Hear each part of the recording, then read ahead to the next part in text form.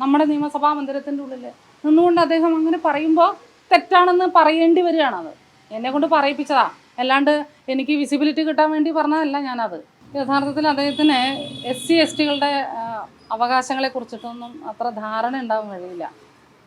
ഭരണഘടനാപരമായിട്ടുള്ള അവരുടെ അവകാശങ്ങളെ കുറിച്ചിട്ട് അദ്ദേഹത്തിന് ധാരണ ഉണ്ടാവാൻ വഴിയില്ല. അതുകൊണ്ടായിരിക്കും, അദ്ദേഹത്തിൻ്റെ അജ്ഞത കൊണ്ടായിരിക്കും അങ്ങനെ പറഞ്ഞതെന്ന് എനിക്ക് തോന്നുന്നു. SC/ST വിഭാഗത്തിലെ സിനിമ സംവിധായകർക്ക് 1.5 കോടി രൂപ കൊടുക്കേണ്ട കാര്യമുണ്ടോ? നിർത്തിക്കൂടെ?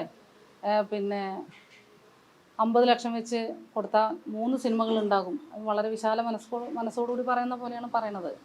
അതായത് സാമൂഹികമായിട്ട് നൂറ്റാണ്ടുകളായിട്ട് അടിച്ചമർത്തപ്പെട്ടിട്ടുള്ള ഒരു വിഭാഗത്തിന് മുഖ്യധാരയിലേക്ക് ഉയർന്നു വരാൻ വേണ്ടി സർക്കാർ നൽകിയിട്ടുള്ള ഒരു പോളിസിയാണിത്.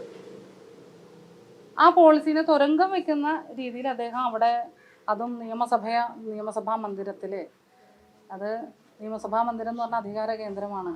അവിടെ നിന്നുകൊണ്ട് അദ്ദേഹത്തിന് പറയാനുള്ള ഒരു പവർ എങ്ങനെ ഉണ്ടായി എന്നുള്ളതാണ്. അപ്പം അതിനെ ഞാൻ ചോദ്യം ചെയ്തതാണ്. അതേ ആത്മവിശ്വാസത്തോടു കൂടി തന്നെയാണ് ഞാനത് ചോദ്യം ചെയ്തത്.